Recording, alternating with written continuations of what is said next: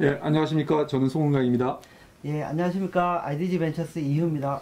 예, 오늘은 저희 주식회사 퀵캣의 장영석 이사님, 이게 대표님이 나오셔야 되는데, 대표님이 나오셨고요.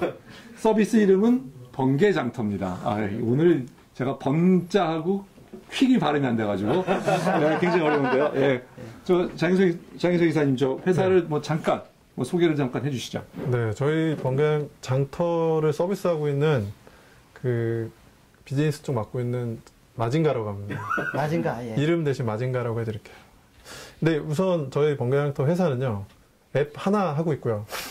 다른 앱들 안 하고 있습니다. 이것만으로도 너무 벅차기 때문에 열심히 하고 있고요. 일단 번개장터를 간략하게 소개하면 번개처럼 빠르게 쉽고 거래하는 모바일에 최적화된 앱입니다. 간단합니다. 네, 사용해 보시면 알아요. 네.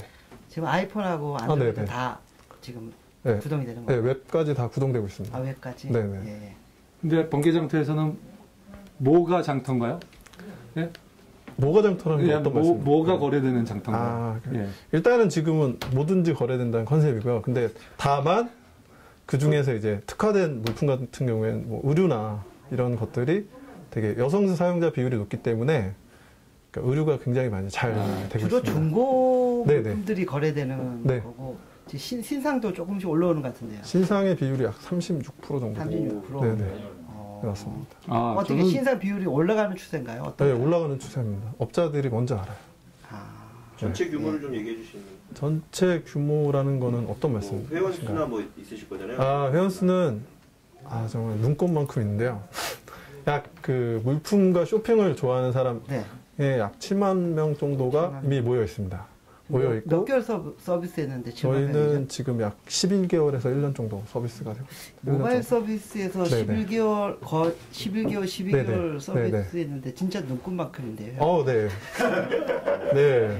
좀 이게 눈곱치고는 생각보다 큰 눈곱인데요. 그런데 이게 원래 뭐든지 이런 분야가 눈덩이 효과처럼 그렇죠. 맞습니다. 점점 익스포넨셜리 커져야 되는데 아직도 눈꽃 수준이어서 좀 안타깝네요. 네, 그 안타까움을 극복하려고 하고 있는데 일단은 이 시장의 특성도 있는 것 같아요. 그러니까 시장의 특성상 그러니까 분명히 이제 큰 시장이고 수익을 그러니까 그런 이익 집단들이나 탐욕적인 트래픽인 거죠. 그러니까 그런 게 모인 것도 있고 물론 그 부분에 대해서는 정확히 반성하고 항상 반성을 하고 있습니다. 매일 아침 잠들기 전에 반성하고 있습니다. 비즈니스를 반성해서 된다는 게 아니라 그렇죠. 모바일상에서 마켓플레이스 역할을 하려면 이용자가 많이 늘어나서 그걸 재산으로 다른 비즈니스를 엮어가야 되거든요. 네, 맞습니다. 근데 지금 1년 가까이 됐는데 아직 이거 이렇게 안 늘어났다는 거는 서비스가 문제가 있는 거 아닌가요? 서비스 문제는 당연히 없고요. 근데 그 이슈가 여러 가지 이슈가 있었어요. 저희 팀 세팅도 지금 저도 이제 예전 KT를 다니다가 나온 지 지금 4개월 정도 됐고요. 4개월 정도 다니고 그다음에 친구가 마지막에 병특으로 최종 팀이 4명이 합류하는 데까지 시간이 약 10개월이 걸렸습니다. 네, 잠깐 좀 여기서 부가 설명을 제가 좀 드리면 이 팀은 이제 4명의 대학 동창들이 모여서 회사를 설립을 했고요. 그다음에 그 권동윤 사장님이 하시는 갑자기 프라이머에서 인큐베이션을 받고 있고 굉장히 그래서 효율적으로 회사가 운영되는 회사입니다. 여태까지 창업한 지 이래로 계속 직원이 4명으로 그 상당한 수의 그 지금 트랜잭션을 다 감당하고 계시고 최저의 비용으로 운영하고 있어서 정말 최저입니다. 저는 그 부분에서는 굉장히 높이 평가하고 싶습니다. 수익 모델은 뭐죠, 그러면? 수익 모델은 가장 심플하게 할 수 있는 거는 그 신상을 팔고 있는 그 사람들 있잖아요. 약 300명 정도가 어느 정도 액티브 셀러거든요. 그 셀러들을 기준으로 해서 광고를 할 수 있는 게 가장 쉬운 거고요. 다만 근데 그거는 이제 성장의 한계하고 그 돈에 대한 한계, 그 다음에 빅 플레이어들이 들어왔을 때 수습할 수가 없기 때문에 그거보다는 앞으로 좀 더 나은 서비스를 해서 전체 트랜잭션에 대한 비용을 피를 받을 수 있는 모델을 구상을 하고 지금 진행을 하고 있습니다. 친구들 4명이잖아요. 네, 맞습니다. 네, 누구는 대표이사하고, 네, 누구는 이사고. 네, 네. 네. 창업자 넷인데 네. 뭐 그렇게 한 이유를 조금 밝혀주시겠어요? 일단은 제가 아까 말씀드렸다시피 10개월이 팀 세팅하는데 10개월 걸렸다고 그랬잖아요. 그러니까 제일 먼저 네. 회사를 나온 친구가 대표를 하게 됐고, 그 다음에 순서대로. 네, 순서대로 했고, 그 다음에 회사가 조금 규칙이 없네요. 규칙이 그냥 순서대로. 예, 순서대로 했고, 뭐 그리고 분명히 그 친구가 대표로서의 가치가 있기 때문에 당연히 했고요. 그러니까 뭐 지금까지 이렇게 운영한 것도 이제 그 친구의 희생이 있다고 생각을 했기 때문에 처음에 나와서 네, 충분히 이제 지분은 그러면 지분의 구조는 순서대로 차등이 있나요? 그건 아닙니다. 약간의 차등은 있습니다. 근데 그 대표는 당연히 지분이 많아야 되는 건 당연합니다. 네네. 그리고 나머지 지분은 동등하게 되어 있습니다. 제가 친구. 네. 이력을 좀 봤는데 이력은 네. 굉장히 참 좋으세요. 네, 굉장히 이력들이 훌륭하시고 네. 똑똑하신 분들인데 네. 근데 왜 이 우리 주식회사 퀵캣 네. 설립하게 되셨나요? 뭘 하시려고? 이거 원래 참- 번개장터를 같은 서비스를 하시려고 하신 건가요? 일단은 뭘 하겠다고 모인 거는 없습니다. 일단은 이거 하나 그 스티븐 잡스가 아이폰 나온 다음부터 시작이 됐고요. 스티브 잡스. 네, 맞습니다. 네, 우리 이 대표님께서 좀 디테일해요. 신경 쓰세요. 예. 섬세하신 분입니다. 정확히 네. 말씀. 저는 근데 약간의 원망이 있는 게 저는 회사를 나왔는데 그분은 이제 돌아가셨잖아요. 나름 억울한 마음에 계속 이제 저를 이끌어줘야 되는데 안타까운 마음이 있습니다. 논리적 연관성을 잘 가지고. 굉장히 논리는 저희 회사 자체가 논리가 많이 없어서 네, 맞습니다. 네. 네, 자, 어디까지 설명했죠, 제가? 시작은 아이폰 때문에 시작을 했고요. 저희가 이제 비주얼 검색이라는 검색 엔진 같은 거를 이미지 검색을 만들었어요. 그래가지고 그 서버로 해서 약 한 5개월 정도 걸려서 그 서비스를 먼저 런칭을 하기 직전에 스캔 서치라고 똑같은 앱이 나왔습니다. 한 달 전에 바로 나오고 스캔 서치를 보면서 이거 안 되겠구나. 접자 하고 잘 접으셨습니다. 네, 그래서 접고 다만 이제 그 기술을 가지고 나중에 쇼핑에서 이미지 검색을 쓸 수 있겠다라고 생각을 해서 그랬을 때 가장 좋은 게 뭘까 하면서 하다가 앱 중에 쇼핑 앱이 하나도 없는 거예요, 보면서. 분명히 근데 쇼핑은 사람이 있을 수 있으니까 될 거다 하고 하는데 그렇다고 우리가 쇼핑을 정확히 좋아하진 않지만 기술로서 재밌게 할 수 있겠다라고 생각을 해서 시작한 게 번개장터입니다. 근데 네. 저도 앱을 다운받아서 구동을 시켜봤는데 네. 기술적으로 네. 앞서가거나 이런 건 느껴지는 게 없거든요. 예. 저희 그냥 똑같잖아요. 그냥 사진 찍어서 네네네. 올리고 페이스북, 트위터, SNS 연동시키고 찜하고 제가 꼭 그거를 뭐 방어하기 위한 건 아닌데 네네, 맞습니다. 굳이 뭐 말씀을 드리면 우리 번개장터 서비스는 유일한 특히 중고 물품에 관한 유일한 서비스입니다. 모바일에. 네네. 아직 아무도 없죠. 있어요. 그러니까 대표님 말씀 맞고요. 있어요. 근데 되게 신기한 게 한 달에 하나씩 유사한 앱들이 나오고 있습니다. 대기업에서도 한 달에 하나씩 나오고 다만 이제 그 분들이 열심히 하셨지만 3개월 동안 물품을 모은 개수가 저희 하루치에 불과하다는 이런 식의 약간의 그러니까 트래픽이 몰리고 있는 건 유명무실한 거네.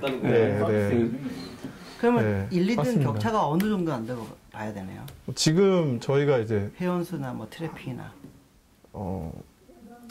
많이 격차는 되게 미미한 것 같아요. 그쪽이 되게 물품 개수만 봐도 지금 그러니까 나름 한 몇억 이상 펀딩을 받아서 시작한 벤처 같은 경우에도 물품이 총 한 지금 2달 정도 두세 달인가 6달 정도 준비했는데도 한 1만 개 정도밖에 안 됐으니까. 근데 저희가 지금 55만 개니까. 그리고 하루에 6천에서 7천 개 정도 올라오는 물품이니까.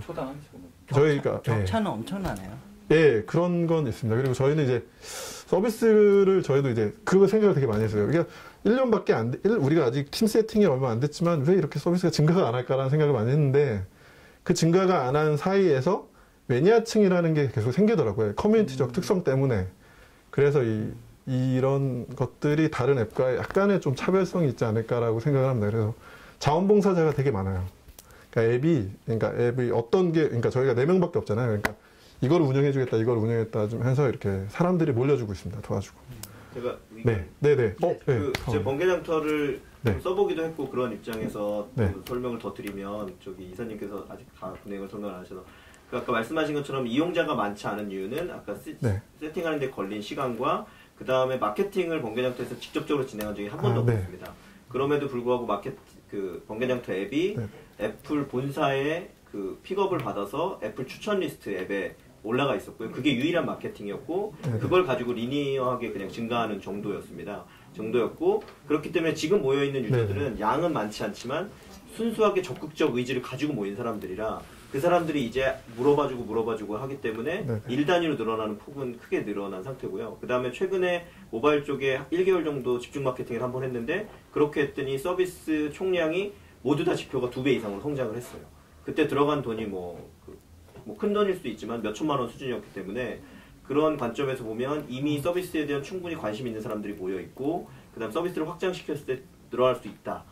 그런데 왜 그러면 열심히 안 하고 있느냐는 사실 자금력이나 이런 부분은 아까 설명드린 것처럼 아직 많지 않기 때문에 이제 자금력 같은 게 준비되면 충분히 달리기 위한 준비들이 되어 있고 기술적으로 큰 차이는 없지만 기술적인 부분들도 지난 1년간 유지보수나 그 개선을 훨씬 많이 해왔기 때문에 기능들은 비슷하지만 그 기능들의 완성도나 그 다음에 실제 이용자들이 원하는 요소들을 반영하고 있는 거는 압도적인 지금 수준에 올라가 있다고 말씀드릴 수 있을 것 같습니다. 좀 사용자 액티비티를 조금 설명해 주시죠. 얼마나 많은 사람, 약간 7만 명 정도 가입자? 네, 가입자 7만에 지금 UV가 하루 2만 정도 나오니까 하루 2만. 그리고 방문자 수가 6천 정도니까 그러니까 6천. 그러니까 하루가 올리는 사람이. 네, 그러니까 물건을 올리는 사람이. 제가 다시 한번 수치를 보겠습니다. 잘 저런 모르시네요. 깨고 있어야 되는데. UV가 2만인데 방문자가 6천이라면 영어 한글을 모르시다는 건지. 이사님께서 이게 왜 기억을 못 하시냐면 하루하루 너무 변화가 많은 거예요 지금 이게. 그래서 빨아서. 네, 그래서 최근 데이터는 보셔야 되죠. 특히 여성 셀러의 경우 관심이 많으시다고 하더라고요. 이 방문자 같은 경우에는 저희가 되게 그러니까 UV에 항상 관심을 가져요. 왜냐하면 이게 신규 가입자가 더 중요하다고 항상 느끼기 때문에. 그리고 이 페이지 뷰 같은 경우에도 저희가 지금 2천만이 넘고 있거든요. 근데 UV라는 개념이 한 번 올리는 사람인가요? 아니면 올리는 사람? 아니 그냥 와서 한번 보기만 하는 사람. 그거는 구글 어널리틱스에서 보기 때문에 객관적 수치가 증명이 되는 거죠. 뭐 그거는 저희가 아니고 아마 방문자 수는 지금 여기 안 나왔는데 3배 정도가 될 겁니다. 그러니까 3번 정도 한 명이 접속해서 3번을 보는 보통 그런 구조가 되는 거죠. 그리고 하루에 2만 명이면 6만 정도 보게 되고 하루에 올라오는 물건은 7천 개. 7천 개. 네네. 그렇게 되고, 그러니까 그 다음에 여성하고 남성 비율이 어느 정도 되나요? 여성이 지금 76% 정도고요. 나머지가. 그 다음에 또 물건 중에서 의류가 차지하는 비율.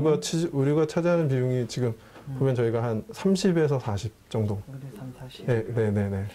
지금 일일 트랜잭션 규모가 어느 정도인지. 일일 트랜잭션 규모는 그러니까 이게 저희가 100% 정확하다고 할 수는 없지만 예상 추정은 2,000에서 3,000 정도입니다. 근데 실제로 트랜잭션을 여기서 우리가 팔로우 할 수는 없죠. 팔로우 할 수, 100%는 없지만 저희가 스캔을 잡았어요. 그러니까 어느 정도 모수를 잡고 테스트를 해봤는데 그 사람 중에서 보통 한 2,000에서 그 정도 나온 것 같습니다. 그러니까 퍼센트가. 이제 부가로 설명드리면요. 잘 정리해서 얘기하면 하루에 방문하는 방문자, 그 유니크 비지터가 2만 내외인 거고요. 근데 그 방문자가 맞습니다. 아주 놀라운 사실은 거의 평균 3번씩 방문한다는 거죠. 오전에 한 번, 저녁에 2번 이런 식으로 3번씩 방문한다는 뜻이고요. 그래서 아까 6만이라는 뜻이 나온 거고요. 그 다음에 말씀하신 그 전체 트랜잭션 규모 부분은 실제 하루에 올라오는 물건 건수는 7,000에서 8,000건, 거의 이제 10,000건에 가까이 가고 있고 그 중에서 거래가 성사되는 비율을 30에서 40% 보고 있는데요. 그거는 추정하는 건 추정이 아니라 실제 가능한 수치예요. 왜 가능한 수치냐면 판매에 대한 상태가 있습니다. 그리고 처음에는 물건을 올린 상태로 되어 있다가 예약이 되면 예약 상태로 바뀌고 판매가 되면 판매 완료 상태로 변경을 하거든요. 유저들이. 왜냐하면 안 그러면 문자가 계속 오고 이용자 그 연락이 계속 오기 때문에 그래서 판매 완료로 변경되는 비율을 보면 대략 30% 내외 정도가 되고 이 정도 수치는 보통 그 오픈마켓이나 다른 데서도 올라왔던 물건들에서 한 전체 물건의 30% 정도가 당일 낙찰이 되면 굉장히 좋은 마켓이다라고 컨버전 레이트는 되게 높은데 아직 그 모수를 넓혀야지 이게 그게 의미가 있는 거거든요. 네, 맞습니다. 그래가지고 그 넓히는 방안에 대해서 많은 준비를 하고 아마 11월 달에는 한 번 더 점프가 되어 있지 않을까 합니다. 구체적으로 어떤 방식으로? 일단은 뭐 간략하게 이제 카울리와의 약간 좀 제휴를 통해서 한 번은 이제 한 번 더 했고요. 정확히 밀어주세요. 주셔야 돼요. 이렇게. 아, 이럴 때 퓨처 스트림 네트워크와 피를 잠깐 섞었습니다. 카울리 서비스의 도움을 엄청나게 받고 이제 은총을 받아서 그걸 보답하기 위해 오늘도 밤을 새고 있지만 이제 친구들이 어쨌든 뭐 그런 식의 마케팅과 여러 가지 이제 번개장터 알릴 수 있는 마케팅을 해야죠. 네. 저기 말씀하시죠. 네, 여기 지금 제가 생각해 이제 문제점이라면 그 아까 이 거래가 일어나면 사실 그 물건은 이제 팔린 상태가 되는 거잖아요. 네, 맞습니다. 그런데도 불구하고 그 물건이 남아 있는 게 일단 사용자의 불편을 줄 수가 있죠. 또 연락하게 되니까. 아, 근데 그거는 삭제가 되는데요? 그러니까 그게. 사람이 와서 삭제해야 되는 거예요. 솔드아웃으로 뜨던데요? 네, 솔드아웃 뜨고, 그러니까 자체 삭제도 할 수 있습니다. 그러니까 사람이 와서 하는 건 맞죠. 아, 그러니까 자동으로 해야 된다는 말씀이시죠? 그렇죠. 근데 자동이 아닌데 본인이 들어와서 이걸 자동으로 팔렸다고 얘기하지 않으면 계속 남아있게 되는 문제가 발생하게 되죠. 네, 맞습니다. 근데 이게 잘 보면 계속 남아있지만 그 안에서 또 팔린 물건 밑에서 댓글을 하면서 이제 그 판매자하고 그러니까 구매자가 계속 대화를 하고 있어요. 언제 오죠? 막 이러면서 막 그 배송 송장 번호 넣어주세요 이러면서 댓글로 막 대화를 하고 있습니다. 그러니까 기존의 오픈마켓하고는 약간 다른 그런 대화를 통해서 이 물건이 여전히 살아있는 건지 아닌지 알 수 있다. 이 물건 그러니까 지금 배송 중인데 언제쯤 도착할 거예요 하면서 계속 대화를 하는 그런 시스템인 거죠. 여기 우리 시장에 대해서 조금 얘기를 한번 해주시죠. 이 중고 물품 거래. 근데 사실 중고 물품 중고 상품이지만 중고 상품보다도 신상품들이 또 한 30-40% 되시니까. 예, 맞습니다. 이 일단은 중고 물품 시장이 어떻게 되고 신상품 시장이야 뭐 어마어마한 시장이잖아요. 그죠. 네, 맞습니다. 중고품 시장도 굉장히 큰 것 같아요. 일단은 네이버 저희 자체가 이제 중고 시장 거래 규모에 대해서 한번 측정을 해봤는데 약 1조 정도가 된다고 파악을 하고 있습니다. 왜냐하면 그러니까 오픈마켓이 전체 시장에서 약 6% 정도가 6%에서 6% 이상이 지금 개인 간의 거래가 이루어지는 비율로 잡고 있거든요. 그거를 봤을 때 오픈마켓만 약 그러니까 몇천억 이상의 규모가 일단은 개인 간의 거래가 오픈마켓 자체 내에서 일어나고 있고 그 옥션 관계자한테 물어봤을 때도 절대 이거 무시할 수 있는 비율이 아니라고 그랬고요. 두 번째는 이제 중고나라가 있어요. 중고나라는 이제 분명히 사기가 굉장히 많지만 중고나라 자체가 이제 하루에 저희가 등록되는 물품을 추적을 했습니다. 그러니까 그랬을 때 물품이 6만 개가 하루에 등록이 돼요. 6만 개 중에서 그 중에서 이제 반은 안 좋은 광고나 그런 게 실리기 때문에 반은 버린다고 했을 때 최소 신규 등록되는 물품이 하루 3만 개에서 4만 개 정도입니다. 그리고 그 평균 단가가 보통 2만 원 정도만이라도 잡아도 중고나라가 한 해 지금 그러니까 거래량이 하루에 한 3천억 정도 이상이 되는 거죠, 한 해.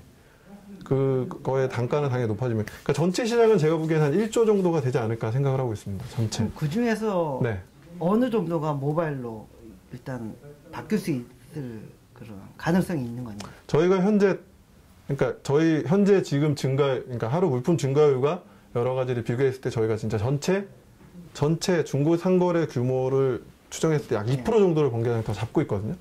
되게 작아요. 그러니까 2%인데 이 중에서 앞으로 최소 30%까지는 올려야 되지 않을까 생각을 합니다. 왜냐하면 중고나라가 3만 개의 물품이 하루에 등록된다고 하는데 저희 번개장터 지금 벌써 1년밖에 그러니까 중고나라가 2003년도부터 계속 오래됐잖아요. 근데 번개장터 아직 1년밖에 안 됐는데 6,000개에서 7,000개가 올라오니까 충분히 그러니까 이 갭은 계속 줄어들 것 같아요. 그리고 저희가 중고나라 자체에 대한 액티브율도 잡고 있거든요. 댓글이나 여러 가지 액티브율. 그 액티브율이 보면 그 네이버의 검색 트래픽에 대한 액티브율이지 그 회원 자체에 대한 액티브율은 아닌 것 같아요. 그런 거를 봤을 때 번개장터가 충분히 이거에 대한 모순을 잡을 수 있을 것 같습니다. 그건 뭐예요? 액티브율? 그러니까 저희 번개장터 액티브율은 그러니까 저희가 정의하고요. 그것도 뭐 반처니까 저희가 나름 정의하기 나름입니다. 근데 뭐 액티브율 같은 경우는 이제 회원이 만약에 댓글을 남기거나 여러 가지 그러니까 그런 활용도를 저희가 본 거죠. 그랬을 때 약 0.6% 정도밖에 안 됐어요. 그러니까 중고나라 회원이 실제로 그러니까 중고나라 정도 수준이 그러니까 하루에 들어와서 딱 봤을 때 댓글을 달 다는 퍼센트가 0.6%가 방문하는 비율에 비해서 네네, 너무 낮은 거죠. 1000번을 오면은 6번 정도 네네, 댓글을 단다. 네, 댓글이 너무 낮고 그런 액티브를 봤을 때 충분히 트래픽은 흡수할 수 있지 않을까 생각합니다. 번개장터 액티브율이 어느 정도라고요? 저희 액티브율은 지금 2만에서 6만이 들어오니까 이거는 저희 입으로 말하기 좀 그렇습니다. 상당히 높다. 높다. 계산을 해봐야 되겠다. 그러니까 이거는 왜냐하면 저희가 근거 수치가 없기 때문에 이건 참 알겠습니다. 높습니다. 아까 저기 1년에 그 중고 전자상거래 규모가 한 1조 정도로 본다면 맞습니다. 지금 번개장터가 2% 정도 차지하니까 네. 연 규모로 보면 올해 기준으로 한 200억 정도는 여기를 번개장터를 통해서 트랜잭션이 이루어졌다는 얘기. 지금 받아들여야 되는 보니까 380억 정도. 380억? 앞으로 트랜잭션 규모가. 그러니까 트랜잭션이라기보다는 거래 규모가 전체 그 정도 됐고 아까 저 액티브를 저희가 잰 거 봤는데 다시 확인했습니다. 그런데 약 번개장터가 UV에 비해 38%의 액티브율이 있고요. 상당히 있고 중고나라가 약 8% 정도의 액티브율이라고 저희가 자체 집계로 잡고 있습니다. 저희가 그런 것 때문에 중고. 네이버 거는 조금 낮은 것 같은데요, 중고나라. C샵이 전화해 주세요, 여러분. 이제 비즈니스 모델 맞습니다. 얘기해 보죠. 그러니까 우리 중고나라의 문제는 이제 비즈니스 모델이 돈을 버는 모델이 아직 없다는 거죠. 근데 없지는 않습니다. 중고나라도 분명히 있어요. 중고나라도 트래픽이 있기 때문에 광고 모델에 대한 모델은 있습니다. 다만 그 전체 그 엄청난 800만 유저마다 엄청난 그 트랜잭션에 비해서 받을 수 있는 그 모델이 없는 거죠. 각각 사람들한테 받을 수 있는 트랜잭션 모델, P에 대한 모델이 없는 거고. 이걸 그거를 저희가 중고나라도 네이버에서 쪽지를 쫙 뿌리잖아요. 맞습니다. 여기 보니까 그 번개장터도 모든 상품 문의를 카카오톡으로 하도록 돼 있더라고요. 거의 다. 해보니까. 그리고 카카오톡 연계해가지고 쫙 뿌리는 식으로 뭐 할 수는 없나요? 회원수가 일단 확보가 물론 된다면. 저는 굉장히 하고 싶고요. 그건 카카오톡의 결정이 중요한 것 같습니다. 카카오톡은 뭐 이렇게 카카오톡에서 연락을 주시면 카카오톡도 여러 가지로 엮어야지 비즈니스 모델이 더 풍성해질 수 있으니까 그런 생각이 언뜻 들었거든요. 근데 카톡으로만 하는 거는 또 불편할 수가 있잖아요. 맞습니다. 문의나 이런 게. 거기에 대한 불만이나 이런 건 없나요? 있죠. 카카오톡이 사기의 온상이 약간 되는 게 그러니까 왜냐하면 이게 번개장터에서 보면 번개장터에서 중고 물품을 보면 전화번호 베이스로 하면 사기가 굉장히 줄어들어요. 근데 카카오톡으로 넘어가는 순간 아이디 베이스로 바뀝니다. 그렇죠. 그러면 이제 카카오톡 차단시켜버리고 끝이거든요. 그러면 잡기가 되게 힘들어요. 이거를 이제 번개장터에서 이제 앞으로 여러 주문 시스템이나 그런 걸 넣어서 카카오톡으로 트래픽이 빠지지 않고 저희 쪽으로 안전히 올 수 있게 준비하고 있습니다. 근데 회원 가입할 때 휴대폰 인증을 하잖아요. 그걸 가지고 휴대폰하고 카톡 번호하고 연계해서 이게는 안 되는 건가요? 판매자도 등록할 때 휴대폰 인증을 할 거 아니에요? 인증하죠. 모든 사람이 인증하게 되겠습니다. 그걸 카톡 아이디랑 연동시켜가지고 카톡 아이디를 추적할 수는 없나요? 휴대폰 번호로? 그런 것까지 아직 고민을 안 해보셨는데? 아니요. 그게 보면 전화번호 숨긴 기능이 있어요. 카톡에도. 카톡 자체 여기 자체적으로 DB는 쌓여 있을 거예요. 그게 다 되죠. 그러니까 저희가 카톡 버튼이나 이 번개장터 안에 있는 모든 이벤트를 눌렀을 때 DB 서버에 다 기억이 됩니다. 그러니까 그걸로 추적을 하죠. 네, 맞습니다. 좀 차단시킬 수 있는 가능성은 높다는 그래서 만약에 이제 누군가한테 이제 어떻게 거래했는지 모르겠어요. 그러면 이제 그 이벤트를 누르는 대상에 대해서 잡아서 리스트를 잡은 다음에 이 중에서 사기를 추적해서 경고 메시지를 보냅니다. 그래서 사기를 최대한 없애려고 노력을 하고 있죠. 그렇게 처리를 이미 하고 있습니다. 그래서 진짜 저희가 투자를 좀 검토하려고 하면 사실 이 회사가 성장을 할 수 있겠느냐. 그럼 수익이 나와야 되겠죠. 수익원이 지금 우리 장 이사님 말씀에 의하면 광고밖에 나올 것이 없다는 것이 이제 좀 한계죠. 어떻게 보면. 지금 현재 상태로. 맞습니다. 그러면 광고가 나오려면은 대충 우리가 어떤 매스에 어떤 어떤 숫자에 노출되는 빈도가 그러니까 방문하는 숫자가 도달해야 되는데 그게 최소한 하루에 10만, 20만 정도 맞습니다. 정도가 돼야지만 그래도 최소한의 광고를 할 수 있고요. 또 회사를 운영해야 되는 비용을 거기서 뽑아야 되니까 제가 보기에는 뭐 최소한 한 100만 정도는 돼야지 브레이크이븐 정도 될 것 같은데 지금 어느 정도가 돼야 어느 정도 되면 그 브레이크이븐이 될 거라고 지금 생각하고 계신 건가요? 그 대표님하고 정확히 일치하는 거 맞고요. 그러니까 올해까지 아마 올해까지 짠 거 같은데 이거 짠 건 아니고요. 그러니까 저희도 왜냐하면 여러 지금 되게 잘 하는 벤처들 되게 많잖아요. 그러니까 뭐 배달통이나 여러 가지 앱들이나 그런 걸 봐도 정확히 이건 모수가 정확히 커야 되는 사업은 맞고, 저희가 이제 여러 가지 수익 모델이나 트랜잭션이나 뭐 광고 테스트 하려면 최소 100만 원 돼야 됩니다. 100만에서 50만 원 돼야 되는데, 중요한 건 이제 올해까지 하면 한 45만까지는 될 것 같아요. 40만에서. 예, 45만까지 올해 크리스마스 전까지는 최대한 그 가입자 할 수 수가 있고, 예, 다운로드 수가, 다운로드 수가, 예, 그렇게 될 것 같고요. 그거를 기준으로 해서 조금 더 이제 한 번 더 붐업을 할 수 있게 하는 게 번개양터 역할이고, 그러지 못하면 벤처답게 장려를 전수하겠죠. 네, 근데 문제는 첫 번째는 이제 네이버의 그 우리 네이버의 이거 중고나라. 네, 중고나라가 어떻게 보면 지금 현재 마켓의 1등인데 여기가 모바일로 올 가능성은 없는 건가요? 모바일로 올 가능성 충분히 있고요. 근데 모바일로 이미 왔었는데 그 컨텐츠의 소유권에 대한 분쟁 때문에 그건 카페로 돼 내렸습니다. 네, 내려가지고 네이버 카페 앱에서 그걸 소화하고 있습니다. 중고나라 자체 그 앱을 못 만들었어요. 그러니까 카피라이트 문제가 있는 거다. 네.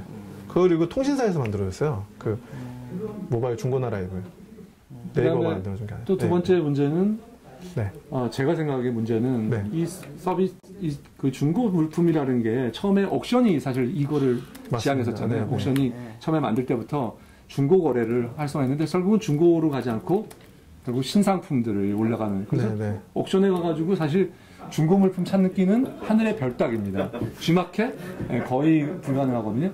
그렇다고 하면 그런 그 옥션도 포기하고 G마켓은 뭐 후발주하기 때문에 이미 그 방향으로 가진 않았는데 오픈 마켓을 그 목표로 하고 그러면 어떻게 보면 시장이 없다는 그런 반증이 아닐까요, 혹시? 저도 약간 비슷한 생각이 들긴 합니다, 이게. 왜냐하면 지금 그 중고 상품을 그 위주로 일단 번개장이 시작했는데 신상 비율이 아까 36% 정도로 하셨잖아요. 근데 점점 이게 높아질 거라고요. 그렇죠. 그러면 중고 물품 다룰 때 정책이랑 신상 다룰 때 정책이랑 다를 거거든요. 지금은 마진율도 만약에 맞습니다. 피를 받는다고 하더라도 다를 거고. 그래서 저희가 이제 다음번 앱이 업데이트 될 때는 중고하고 신상이 이렇게 분리돼서 나옵니다. 리스트상에서 완전 분리돼서 나오고요. 그리고 그러니까 저희도 이제 그런 갈림길에서 굉장히 많은 고민을 하고 있는 벤처고요. 스타트업 맞습니다. 그래서 벤처고 고민하고 있고, 그거를 이제 사람들하고 얘기하면 신상에 대한 불만은 중고 파는 사람들이 굉장히 많아요. 많으면 한 가지만 말합니다. 그러니까 기회를 똑같이 달라. 그러니까 우리에게, 그러니까 중고 파는 사람이나 신상 파는 사람에게도 똑같은 기회를 주면 우리는 그러니까 공존할 수 있다. 그러니까 중고 파는 사람이 신상을 살 수도 있고 신상 파는 사람이 중고를 살 수도 있는 시장을 만들어 달라고 말을 해서 최대한 일단은 벤처답게 이상적인 구조로 만들고 있습니다. 그리고 앞으로 만들어야 될 부분인 것 같아요. 만약에 번개장터가 신상에 해서 그렇게 마진율이 높다고 하면 벤처가 살아가려면 신상에 가야 되는 건 맞습니다. 근데 앞으로 이렇게 여러 가지 트렌드가 있잖아요. 협력적 소비나 여러 가지 트렌드에 맞게 번개장터도 또 이제 중고에서 또 새로운 시장을 또 만들어야 가는 게 저희가 목표죠. 지금 한 달에 얼마나 쓰고 계신가요? 저희가 약 버닝 속도가 한 600에서 700. 한 달에 600에서 700. 오. 이만한 가입자에 이만한 트래픽이 있는 회사 중에서 비용은 아마 제가 생각엔 가장 최저의 비용으로 쓰고 있는. 저희가 이만한 트래픽으로 제가 생각엔 10억 정도 쓰는 회사도 있습니다.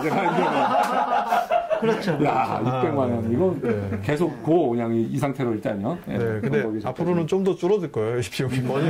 버닝 비용이 계속 지금 줄어들고 있어서 아마. 아니, 그 봉급은 받아가시는.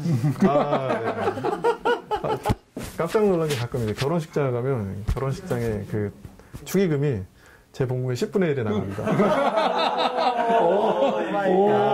그러니까 그게 바로 제 봉급입니다. 그러니까 봉급이라기보다는 이제 투자죠. 그리고 번개장터 서버에 대한 이슈도 있어서 서버도 지금 한 100만 원 정도 돈이 나가고 앞으로는 계속 6개월 안에 한 200 정도까지가 나갈 것 같아요. 서버가 지금 4대까지 늘어나고 있습니다. 어디 엔젤이라 이런 받으셨나요?